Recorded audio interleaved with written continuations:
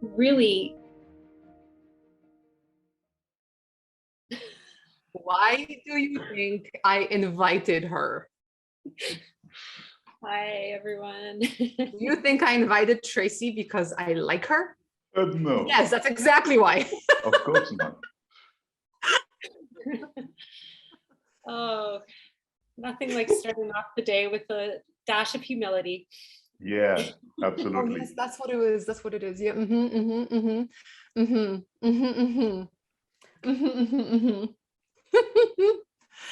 Oh my goodness, what a day. Humility and vulnerability. Yeah.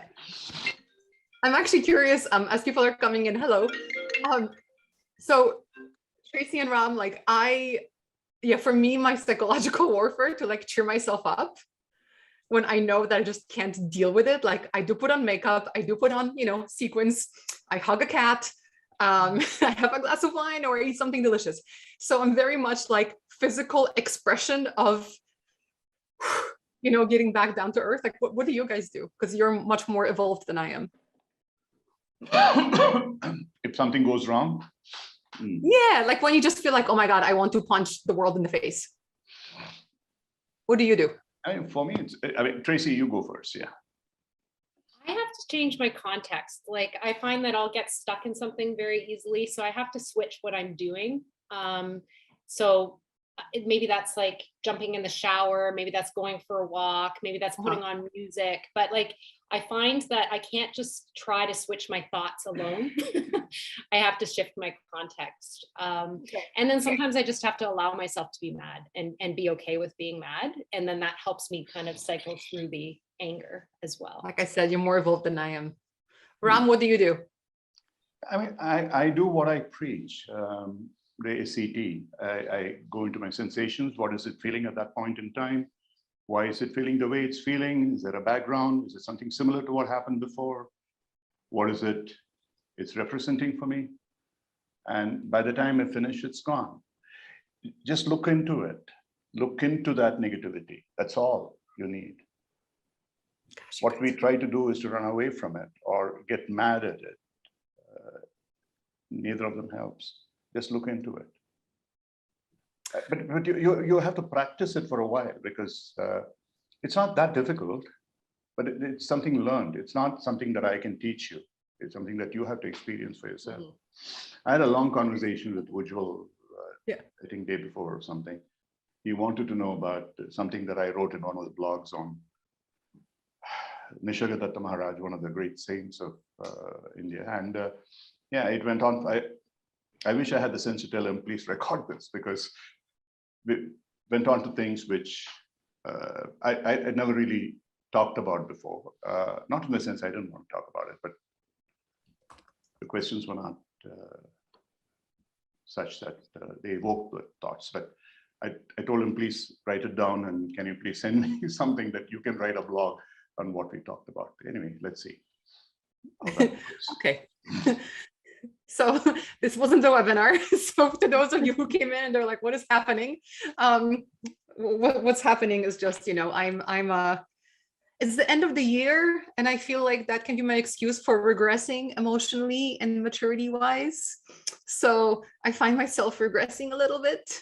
So, Tracy and Ram are here because they just progress. That's okay too. That's okay too, sometimes. But anyway. All the time, yeah. Hello and welcome officially to our webinar today. And I'm going to stick around for this one so that I can ask some good questions and maybe give some answers that are decent, or maybe even good. We'll see. But today's webinar is not just Future of Coaching, which is our series on this second Wednesday of the month.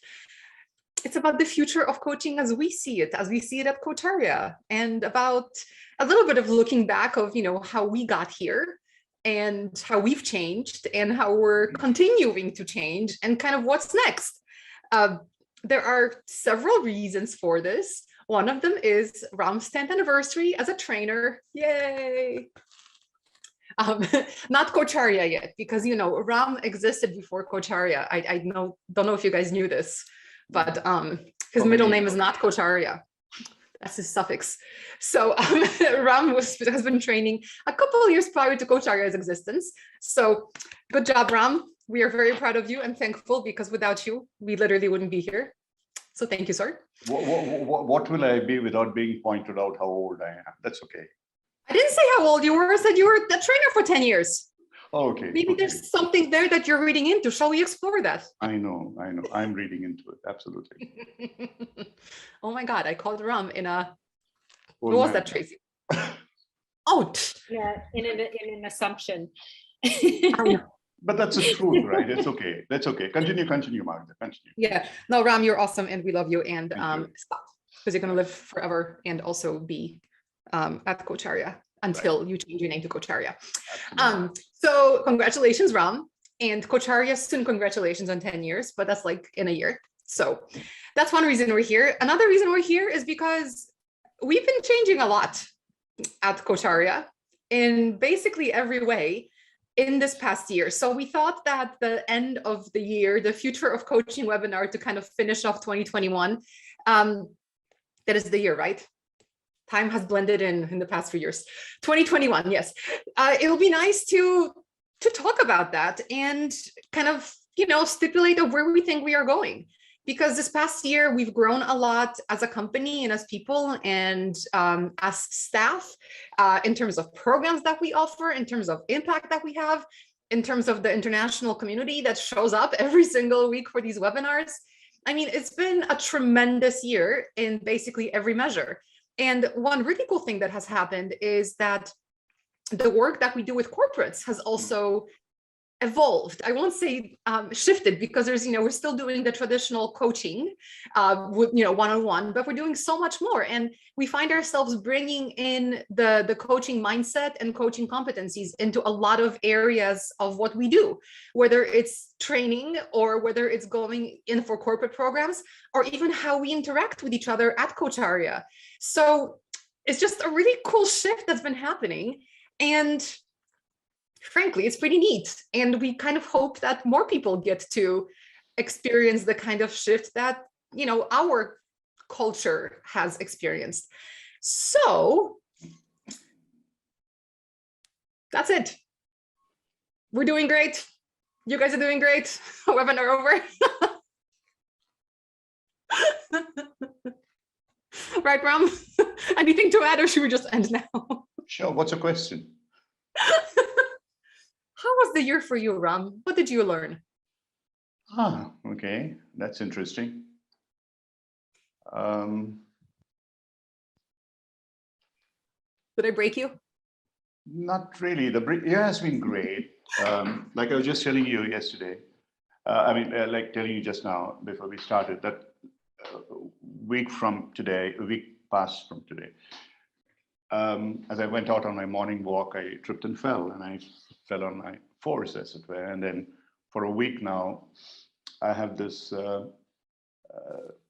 fortunately, no fracture, but just sprain, that is bad enough. But what it did was to keep me away from the larger problems that were happening around and focus on that pain, which I think was really, it's a small mercy that was what happened. It could have been far, far worse. So I don't know. I mean, we all tend to, like you just now, we were talking about before we started about our negativities and stuff like that. And if you look at it in the context of what's happening around, literally millions of people dying, what the hell are we talking about? What crap are we talking about? When we feel so overwhelmed with somebody did this or that or whatever it is, and therefore I feel bad about it.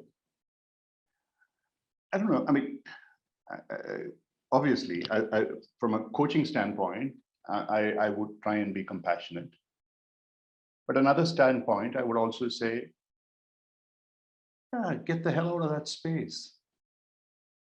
It's you, I, whoever, we are wallowing in that space of our discomfort, imaginary discomforts, perceptional discomforts. And if you just look at the larger system around us and what's happening out there, it's tiny.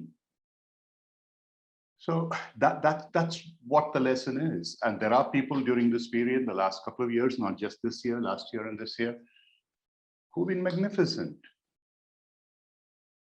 And strange thing is, these are people who have very little. And they are the ones who have been magnificent. And those who have a lot to give, they've been hoarding. Very few of them forget about, nobody's talking even about money, but are we willing to go out and help?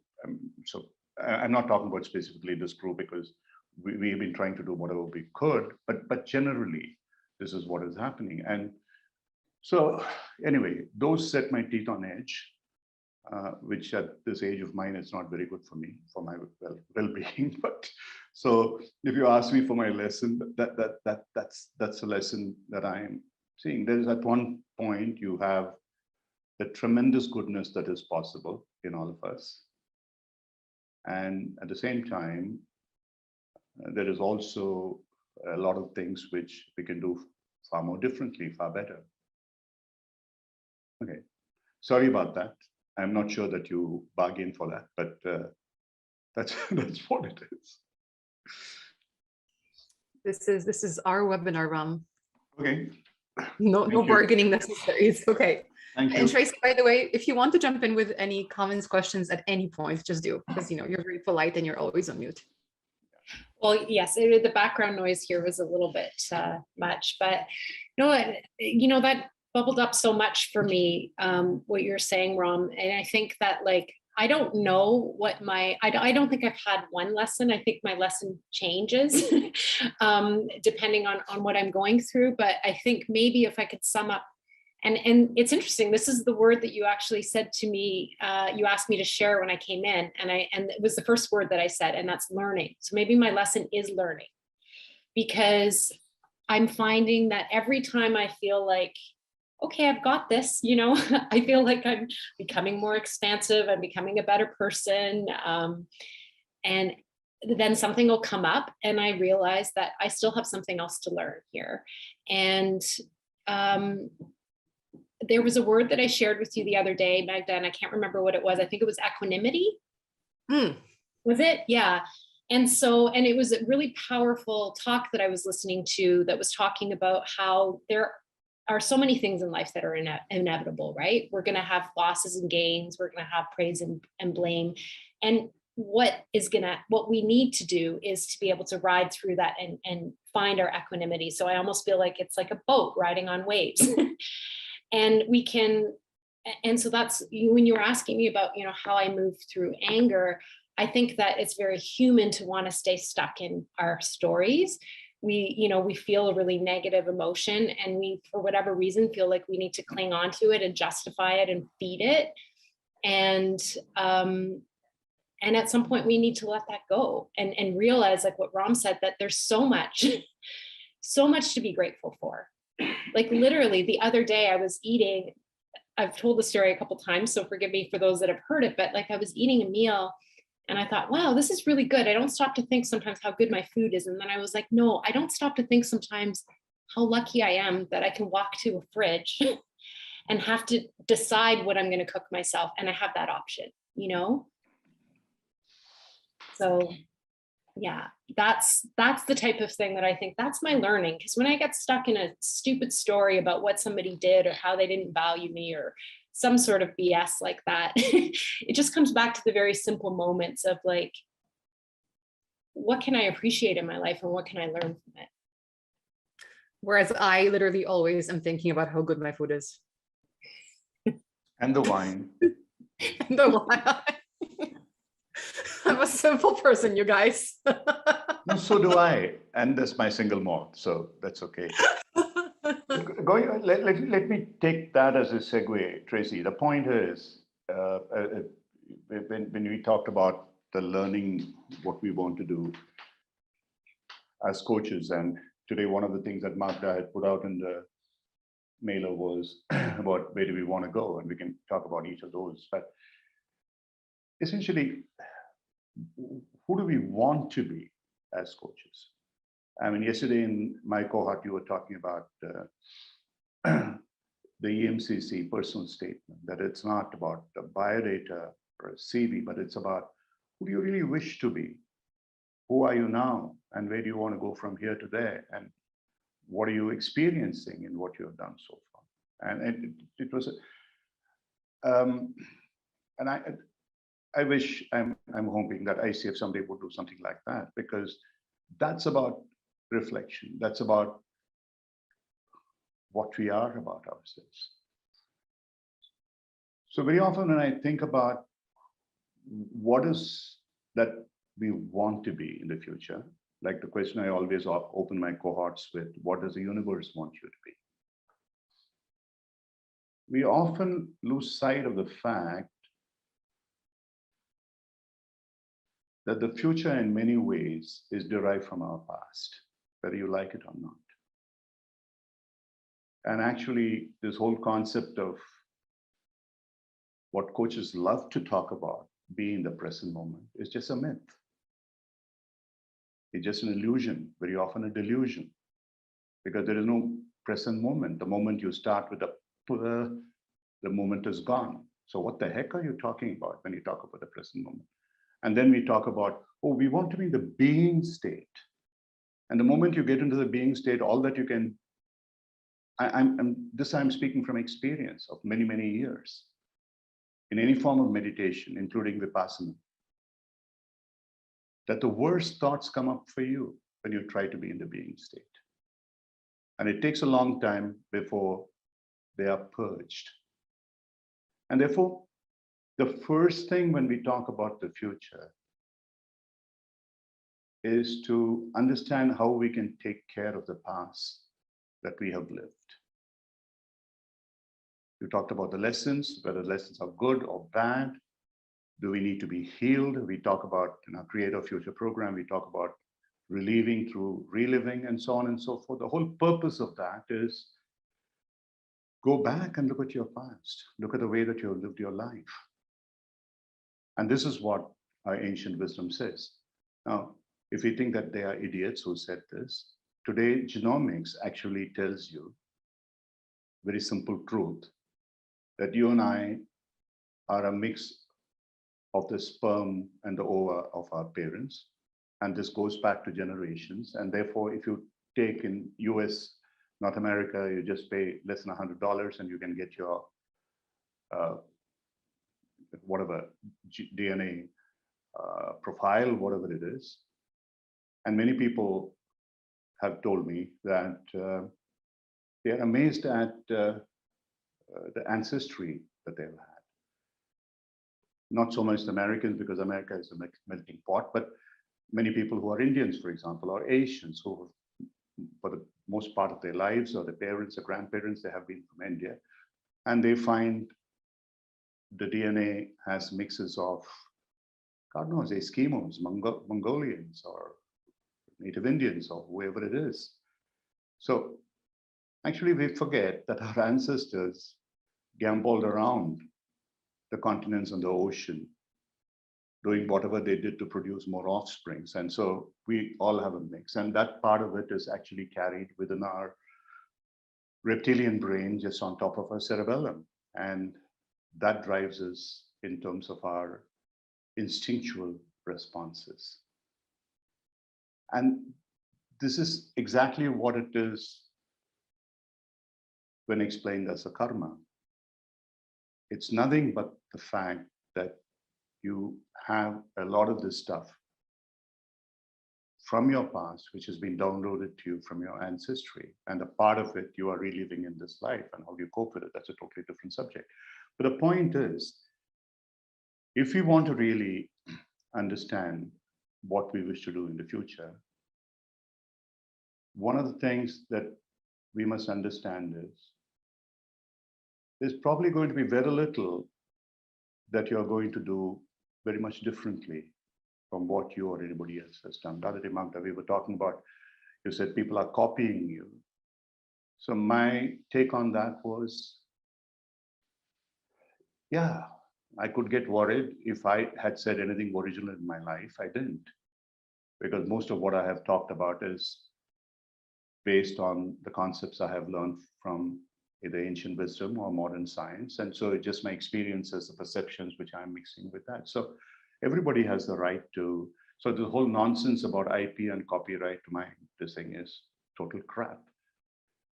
And there are idiots who are trying to copyright things like some very fundamentals of yoga as modern American stuff and try to get the IP on them. So that's unfortunately the way the world is today. When you look at this in a totality, the understanding today, either from the ancient wisdom, at least the Vedic wisdom of Hinduism that I'm familiar with, called the Brahman, which is the ever-expanding universe, which is the true reality. And quantum science says the same thing. You can keep talking about the Big Bang till you croak your last croak, but there is no Big Bang. Where did the damn Big Bang come from? There must have been something before it to create the Big Bang. So the universe always existed, is existing, and will always exist. And this is what Aristotle called the potentiality, and what the Vedic system calls and Buddhist system calls, and within which all possibilities are already out there as a database, as it were. It doesn't mean we don't have the free will to do what we want. It's not about destiny. Within that, we have the options. So within that large potentiality, we have the capability to choose our actuality. And when I look back in terms of, yeah, what have we done so far? Apart from the fact, even if I don't go through my multiple decades, 7 now, but probably the last 12 years or so, one of the things that came up for me was, like Magda said, yeah, I started coaching journey accidentally, as it were, roughly 10 years ago. But Coacharya, we founded about a year later, probably half a year later, Pranav and I. And at that point in time, I had started a cohort in December of 2011 and then run, and that went into another. And I realized that this wasn't something that I was going to be able to cope myself. And so as I was in Chicago the next summer, met with Pranav, and he was in between. He had done his MBA or master's in something from Northwestern, and he and Alex were about to get married. So he was in between jobs. He wanted to do something on his own. I said, why don't you join me? Let's create something. Unfortunately for me, he agreed. For me, that was one of the greatest things that happened, because to work with your own son or daughter is always a bit of a knife edge. It can work either way.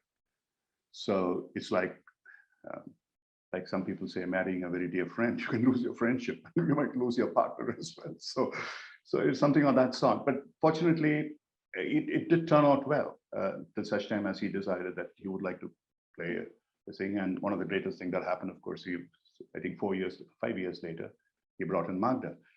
But in those first 5 years, he helped me create multiple things, the websites and so on and so forth. But one of the things that he kept harping about, which at that time wasn't really the highest priority in my mind,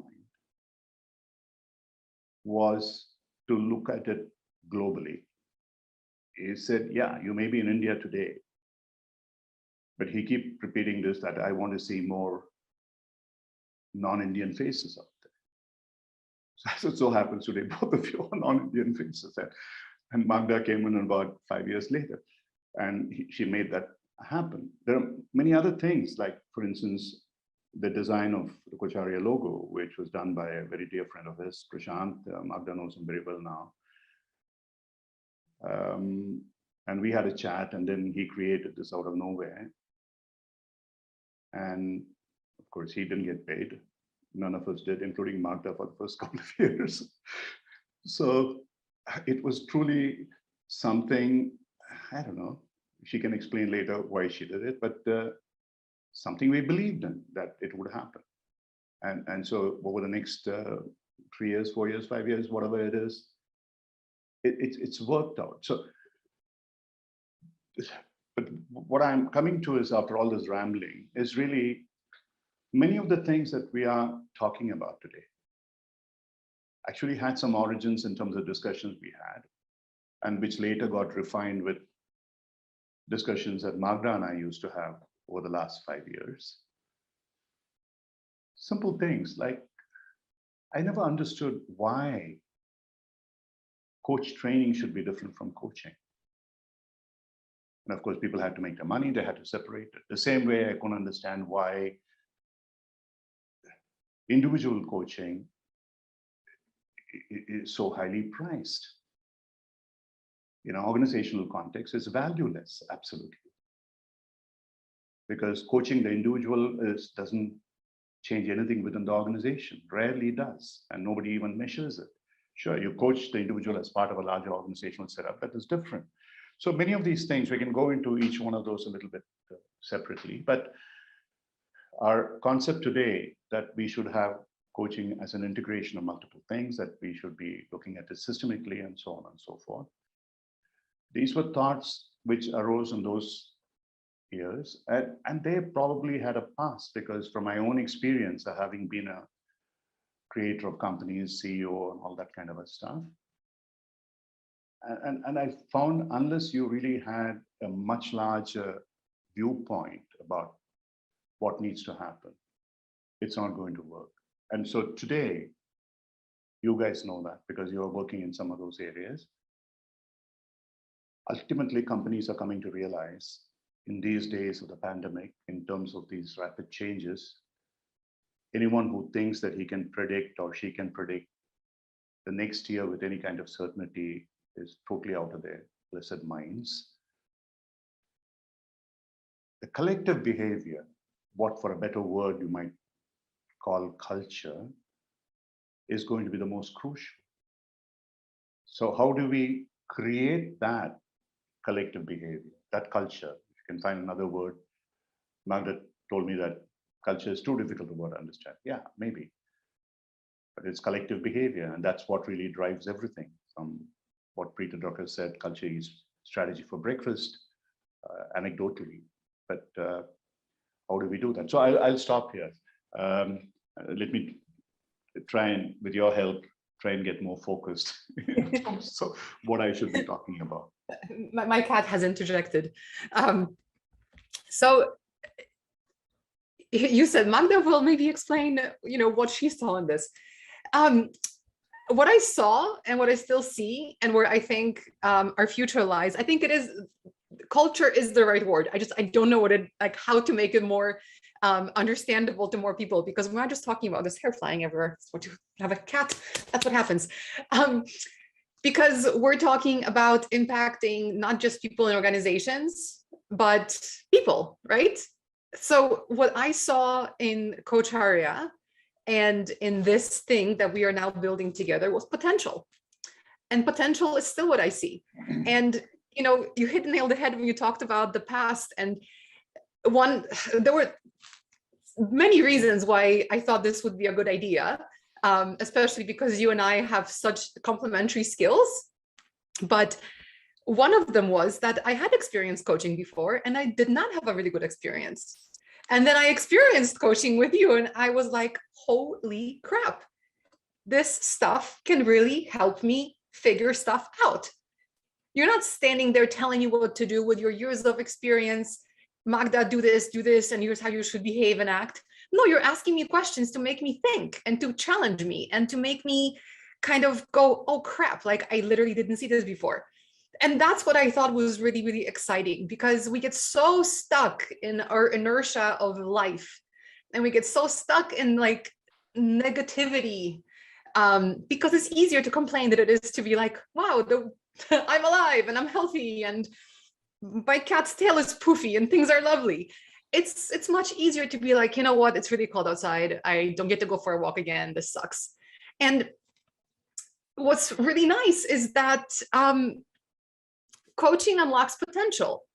But the reason why coaching that I experienced previously was not good, I'm going to be diplomatic here, was because it was this old school coaching you talk about. It was this, oh, we're just going to, it's with an individual, it's like with the leader, the coach is really expensive, magic will happen because some of the C-level people got to talk with a coach, and there were other things there too. But what I'm trying to get to is that talking with you and thinking about ideas like detachment, ideas like applying a coaching mindset to things, not just being coached, applying coaching skills to self-coaching, so that you aren't always relying on another person to get this benefit, but it's something you can think through. All these things to me added up to say, this is stuff that we can make available to anyone. You know, we can't make them want to learn it or apply it, right? You can bring a horse to water, but you can't make him drink. But you know what? Let's bring the horse to water. Let's put that straw in there. Let's make sure the water is fresh and the right temperature, and do what we can to entice the horse to drink, because we know that it'll soothe his thirst, right? So to me, that's what we are doing at Coacharya. Is we're practical. We are a business. Obviously, you know, that's what we are. So we have the various things that we do in terms of training and coaching, and we launched a shop a couple days ago, and we have, you know, the coaching marketplace. There's different things that we do to keep the lights on. But the larger purpose that I'm seeing from this community is this kind of open sharing. Even this webinar, every single week, I was going to say day, but that's not true, but every single week, almost every single day, I get an email from someone who's completely new to Coacharya. And they tell me, oh, I found you guys through this video on YouTube or through this blog post, and I had some thoughts. And, you know, when I clicked on the link, I thought, oh, I'm going to have to pay blah, blah, blah to be able to listen. And then it was free. And I was like, what, how?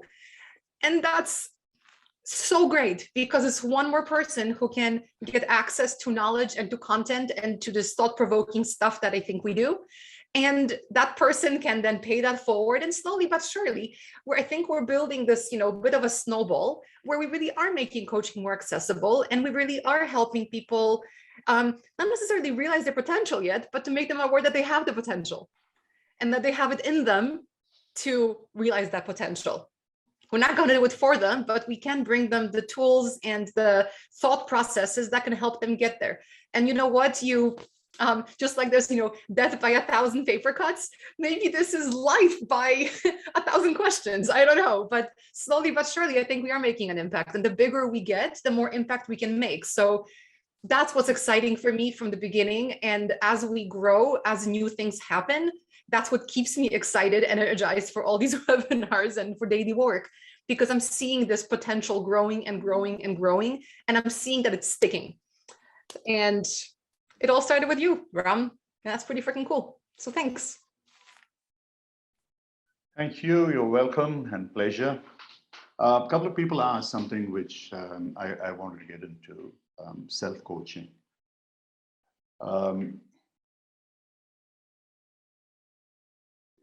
In my experience, in my opinion, all coaching should really be self-coaching. Yesterday, I was in a cohort where actually Cindy and I bartered. She was working with my group as a mentor, and I had gone into her group. And someone asked me, yeah, you know, this client wants me to talk about something, ask me questions about business models and stuff and so on. Yeah, when I try to explain it and the person doesn't understand, so what do I do as a coach to be able to do that? Or similar questions have been asked of me by people who are coaches. This client seemed to be unable to define an outcome. And so what do I do? It's none of your business as to whether a client knows something or not. or the client wants an outcome or not.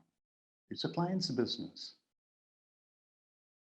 Your job is just to be there and hold the client's hand, as it were, without offering your 2 bits of wisdom, which are going to be garbage, because they have nothing to do with the DNA of the other person coming from you, who may not even understand unless you have tremendous empathy and you're able to put yourself in that person's shoes. I'm deliberately being aggressive here because this is what screws up coaching the most. Where the coach feels, I have to do something. The whole thing is about my performance. How is my performance going to be measured? Your performance is going to be measured when the client turns around and says, I did it myself. And that's the best compliment that you can ever get for yourself. So the only thing that we all need to do is to help the client discover themselves, self-coach themselves. You don't have to worry about, okay, after my coaching, I don't want to create dependency on them, etc. Fine. That's a noble thought. I agree with you.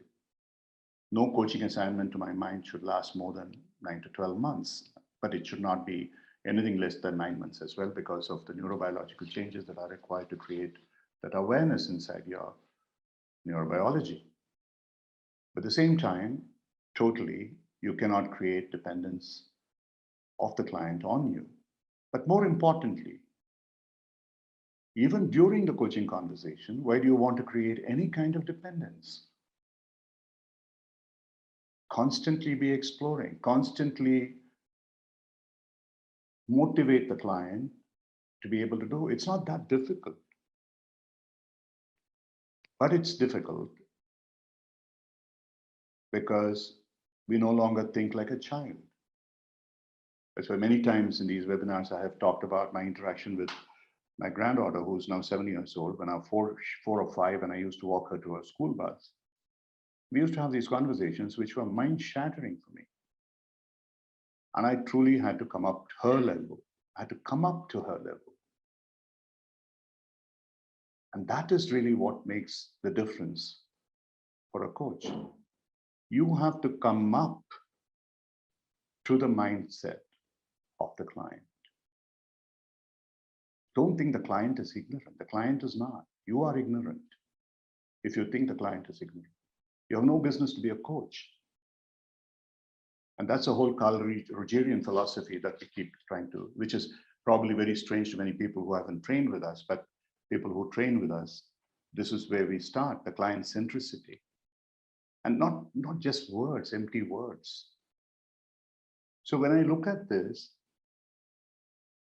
I often wonder why there should be so many competencies. What for? We talk about 3 C's in Coacharya: the contracting, the communicating, and concluding in terms of awareness, action, anchoring. Add one more at best if you really want to define what should be the ethics and coaching mindset, which is client centricity, the 4 C's.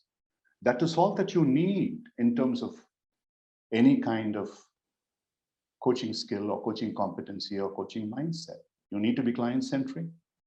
You need to have a contract to start with, because the outcome is important in many of the things that we do, but it's not our outcome, it's about the client's outcome, what the client wants to achieve, and communicating to engage and relate to the client. So automatically you build that trust, intimacy, presence, or whatever it is. And then end up with the concluding part, which is about creating awareness, and then action, and then anchoring that through action learning. So all that you need really are 4 competencies. But possibly coaching institutions will lose their credibility if they reduce it any further.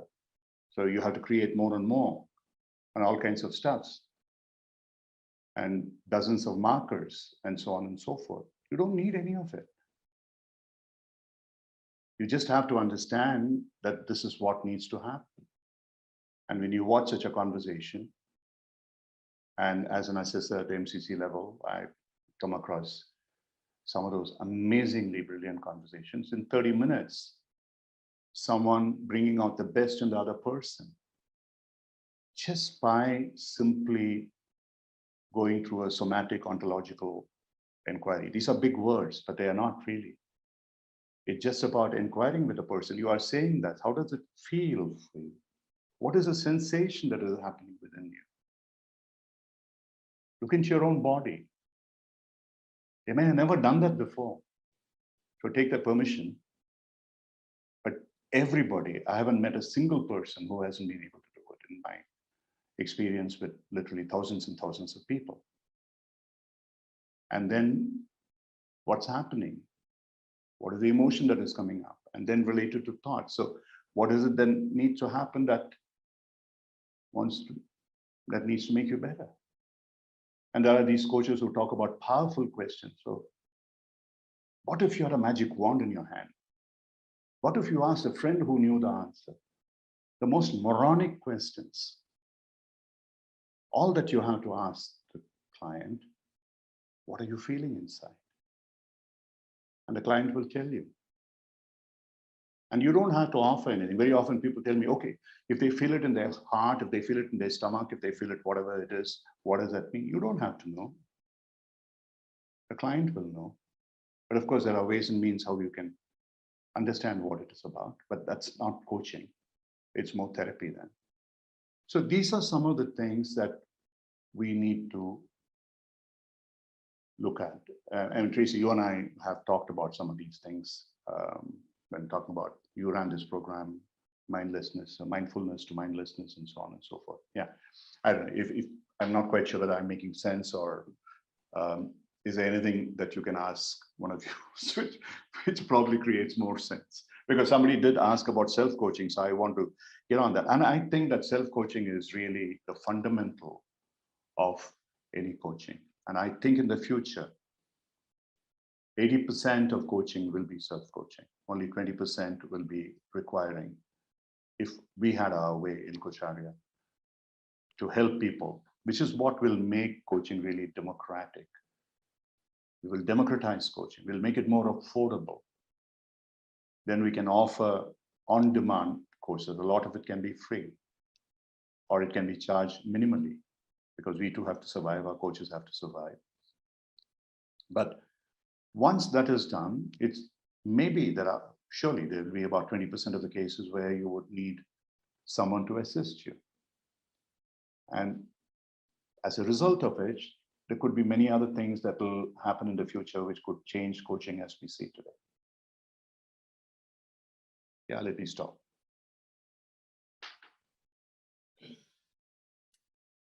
You know, and I love these conversations. And when I was thinking before this webinar, like, what do I see as the future of coaching? What came up for me is almost that we don't even need to call it coaching anymore.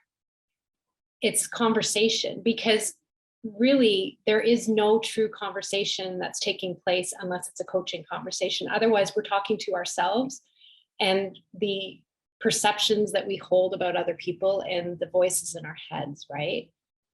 And so, you know, when you were talking, Ram, and so much was coming up for me, and you were talking about seeing people's potential and everything else, I just thought, like, imagine a world where teachers had coaching skills, parents had coaching skills, everyone in a position of any influence actually knew how to listen to people, how to care about people, and how to communicate with them.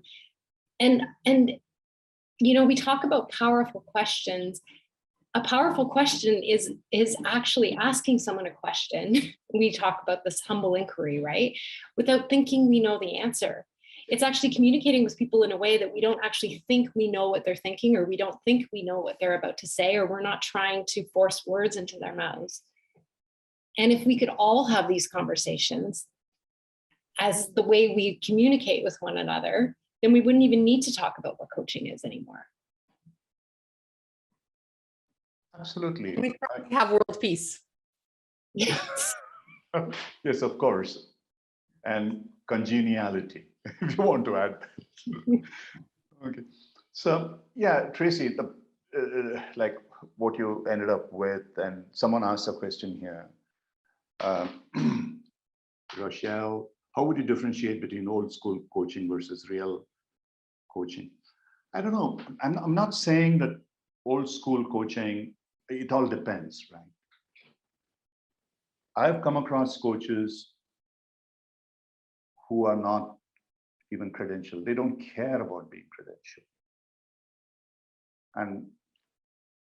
And they are my mentors in many ways. Fiona Adamson, Peter Hawkins, people like that. I don't know, you would call them old school coaches or real coaches, I don't know. But they are fantastic coaches because all that they are really bothered about is the other person as an individual. They would allow that person, I don't know, I mean, Magda can probably put the link to it. Fiona did this program with us on transpersonal coaching, and she did a 5-minute or 10-minute demonstration. Oh my God. It was magnificent. That's all I can say. The way she looked at that person and said, hey, I see your arms being like this, tensed or whatever it is, what's happening out there. And she just continued that for a few minutes. And by the end of it, that person turned around and said, and she's an MCC coach herself. And she said, look, whatever I came to you for, I have the answer. You didn't ask me anything about it. Just by, and Tracy, you teach ontology and somatics along with Raymond. So this is something that you have done. I mean, these are big words, but they can be simplified. They can be put into a very, very simple approach. Yeah, Magda, sorry, you were about to say something. Yeah, I interrupted you. Oh, I don't think so. I think I was just trying to be punny. Well, please. Okay. I don't even remember what I was saying.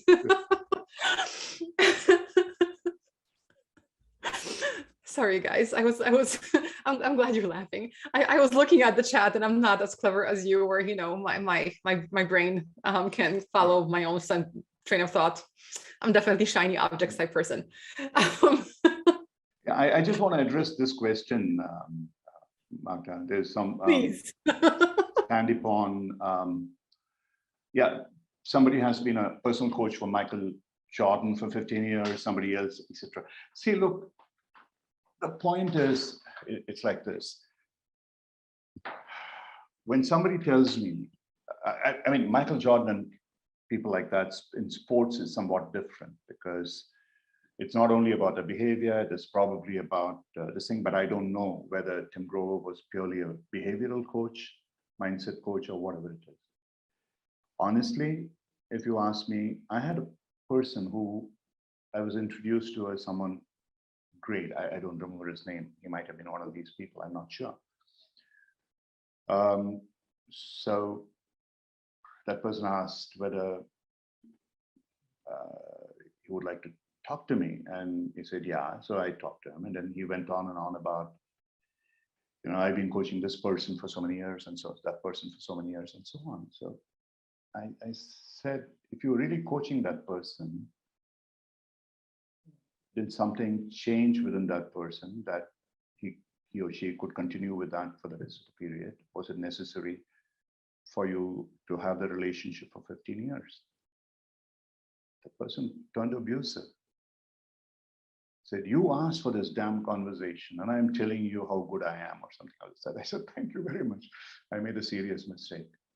So I don't know. I don't want to imply anything about these people. All I'm saying is that, like one of the other persons in the audience said, that my job is to make the client independent of me. I totally agree. If you were coaching somebody for 15 years, then you are mentoring that person. You're not coaching that person. And honestly, you're not really helping that person if that person hasn't grown in those years. So I don't know. There might be a contextual difference in terms of what happened. I have no idea. So I do not want to diminish the importance of these people. But certainly it would seem a little bit odd to me. Okay. Yeah, Ram, we said I that actually want to go Tim back to coached this. Michael primarily on mental toughness and emotional mastery. Very, very honestly, these are things, if you cannot do it in 1 year, you are never going to be able to do it. Let's be very, very clear. And I'm willing to challenge anybody on that. Either you do it or you don't. Mental toughness doesn't take 15 years. That means, what the heck? What's happening? Or emotional maturity. If it is taking 15 years for someone to be emotionally mature, what do they start with? With a negative birth date or something like that? What are we talking about here? So anyhow, I honestly, I really don't want to ask about, talk about things which I don't have the background about, but which then leads me into something else. And this is, Tracy said this, something which triggered off this thought in me. Every one of us is a coach. Every one of us is a leader. Every one of us is a healer. We have those natural abilities within us. If you read Timothy Galway, who wrote about the inner games and so on, what we screw up is having a part of our mind, the inner voice, which is controlling us, which takes away from that knowing mind, which has the ability to help us to be a coach, a healer, and a leader. So all that, if you are really good coaches, we are trying to do is to help people realize their true self in a way. And by the way, that is what is the meaning of the ultimate state of awareness in yoga, which is called the samadhi, which in Sanskrit, all that it means is your true self, what you were before. And that is all there is to it. And so one of the things that Magda and I have been talking about, and people like Tracy are actually working on this and a few others, is in terms of how do we offer, in a sense, that learning. And I'm very glad that ICF has moved away from the word training to education. And therefore it's about learning. In fact, they should move away from education to learning, which is even better. So it's not about training, it's about someone learning from you, because there are many things which you cannot teach, but you can learn. Can anyone ever teach somebody to swim or to dance or to sing? You learn. Maybe they can guide you a little bit. Maybe they can help you, saying, hey, this is how you can improve. And that is what we as coaches are doing, to help people learn about things. And for learning about things, we cannot be elitist. And we cannot charge the kind of fees that people charge today as executive coaches or whatever. Okay, sure, I don't mind robbing the corporates, that's fine. But in general, coaching should be far more affordable, helpful to people who really need that across the world. So we are trying to create that community. And our vision, we were talking about it and we'll continue to talk about it, is to create several millions of that in our community, who can be provided multiple ways, the wherewithal to be able to become those coaches, healers, and leaders, which I think is all the same, truly. They come together. And the other one, which I see certainly happening in the near future, is individual coaching pretty much becomes subservient to a larger systemic approach, with a large part of group work that is being done. Because just working on individuals to change their psyche and so on is fine if they are sportsmen or a few people who are individual workers, but by and large, 90% of people, they work with groups, they work with teams, and therefore they need to know how to do that. And in order to be able to do that and to be able to evidence it, you have to work with those groups yourself. And if there are more angularities, then you can work with them individually.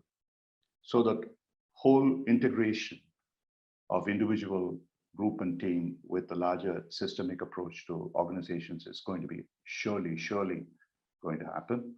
And the integration of these multiple disciplines with very little variation that, but using a coach-like approach, be it in training, be it in facilitation, be it in mentoring, be it in counseling, be it even in therapy, for instance. After all, Carl Rogers was a psychiatrist. And his whole concept was the physician knows nothing, or the psychiatrist knows nothing, the client knows everything. So the whole answer lies in how do you create the awareness in the client and to be able to understand from the client as what best you can offer that person.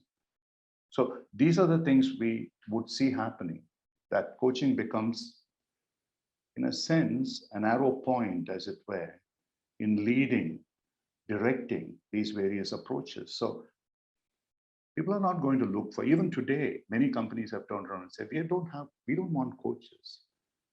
Our executives do not have the time to gaze in at their navels. They are not trained to be Buddhists or monks or whatever it is. They want to go and get something done. And therefore, you need to adapt yourself to what their needs are. They are not going to adapt to this thing about, oh, this is how I create awareness. So if you want to do that, you've got to use multiple methodologies, which could be micro-learning, it could be action learning, it could be facilitation, it could be group training, it could be self-reflection, it could be role plays, it could be whatever.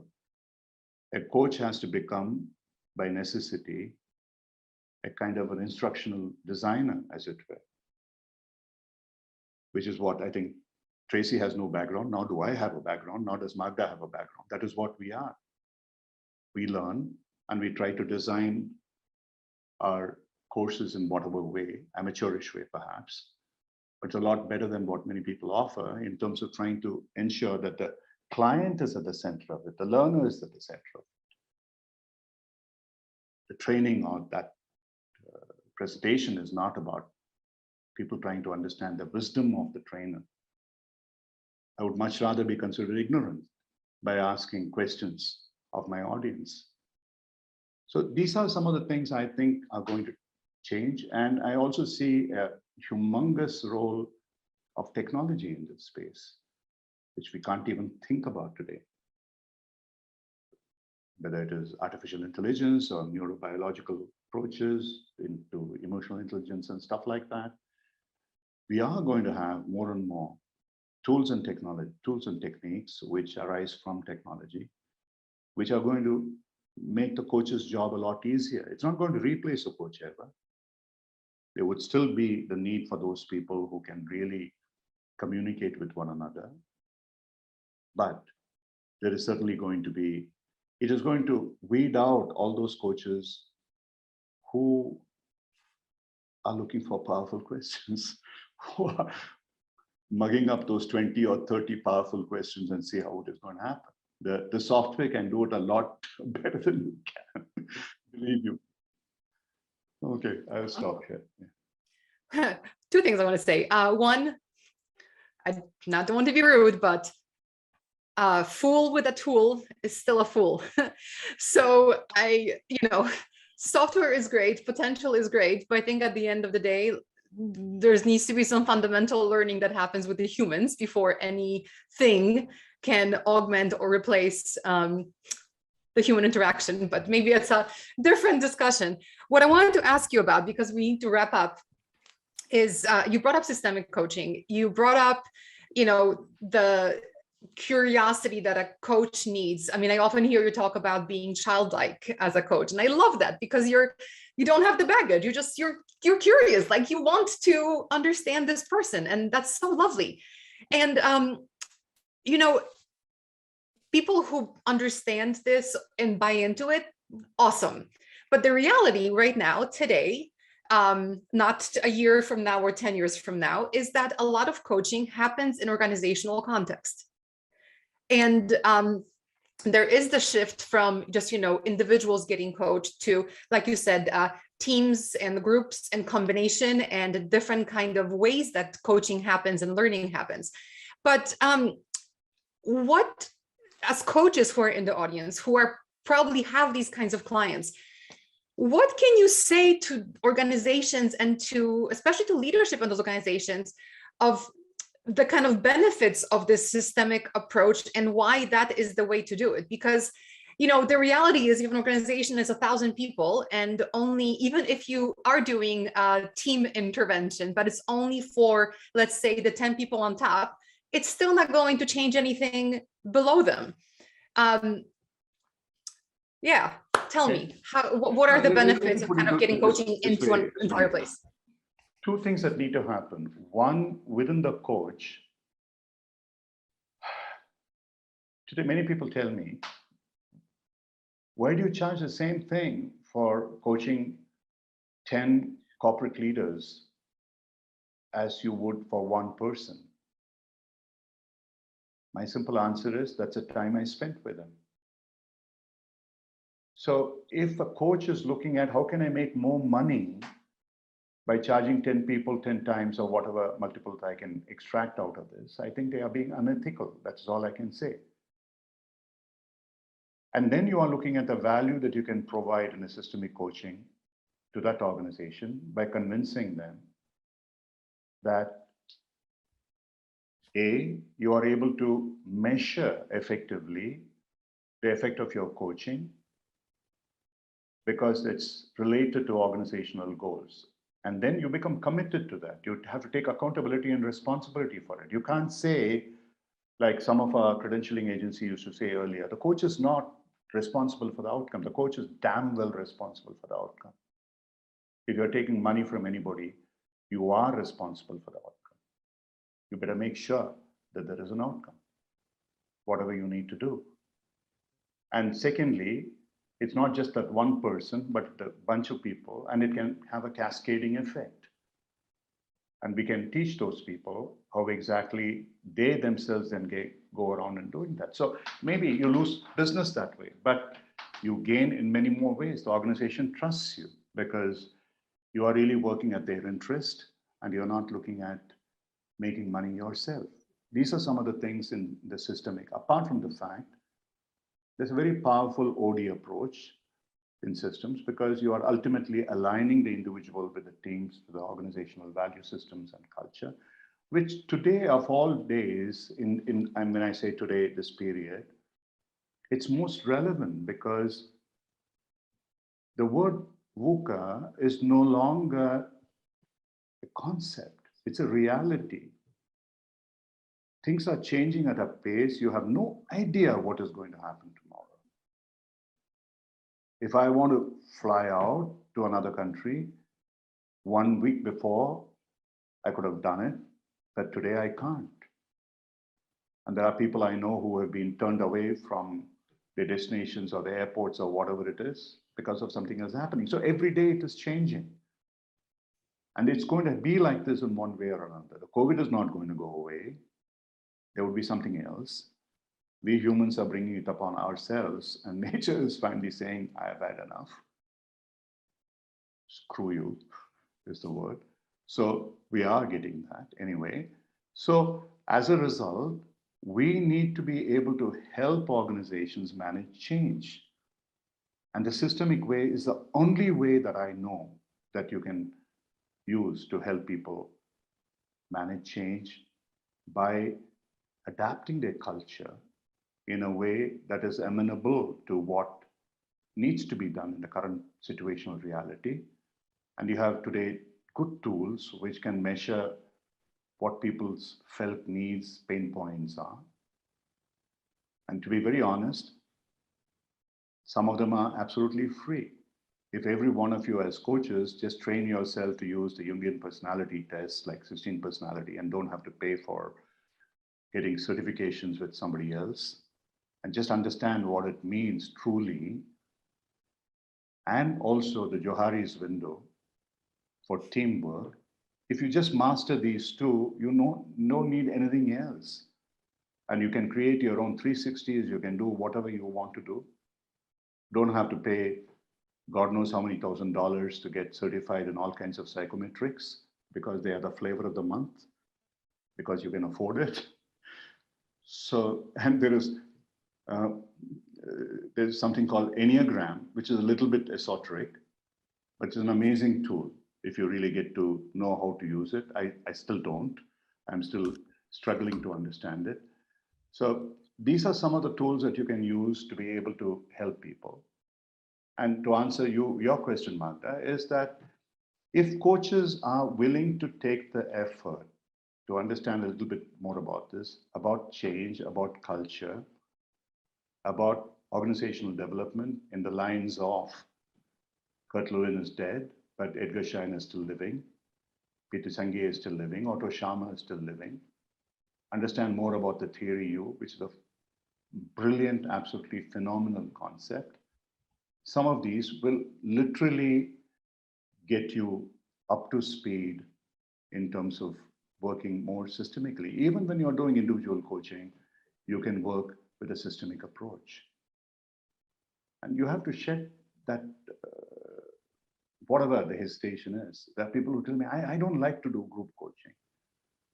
Perhaps because you think it is because of training. But you can do training in a coaching approach. You can do horizontal training, not vertical training that you're used to. It can be facilitated. So think about this. These are things that you can do. Yeah, I know we are probably almost at the end. Yeah. We are. Tracy, anything else you want to ask Ram to wrap it up, or should we wrap it up? I think that this is a good time to end.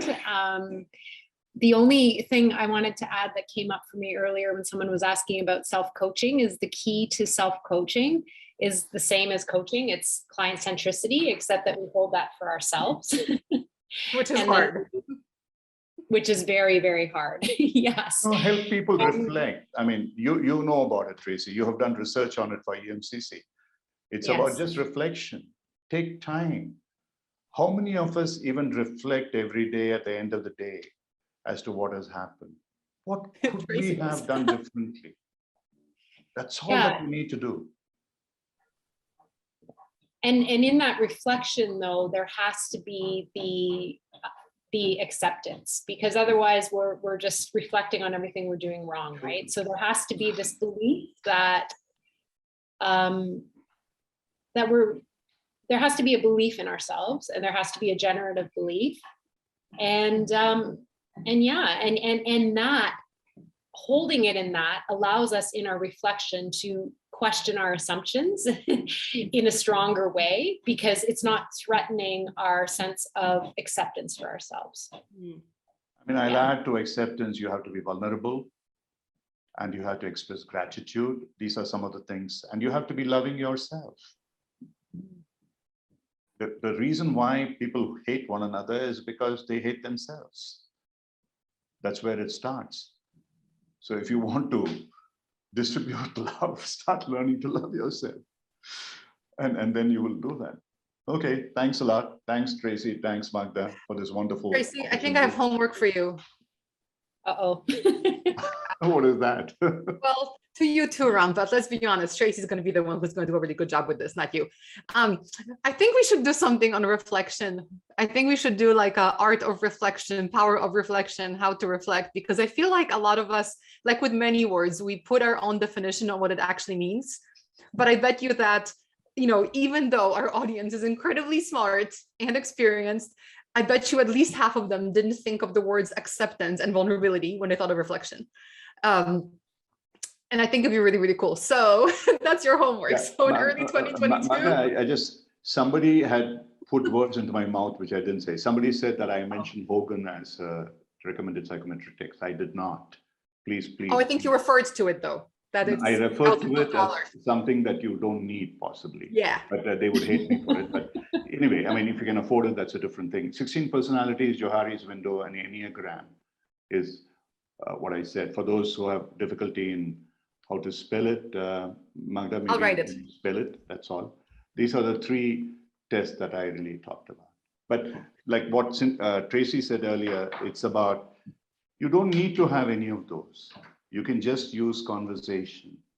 You can just talk about sensations, emotions, etc. All that. Yeah. I don't know who's ringing. Is it me? Oh, sorry. Yeah. Oh, it is Ram. Okay, cool. Okay, I didn't mess up. Thank you. mine, I'm sorry, yeah. That's okay. It's okay. I'm always happy when it's somebody else messing up and not me.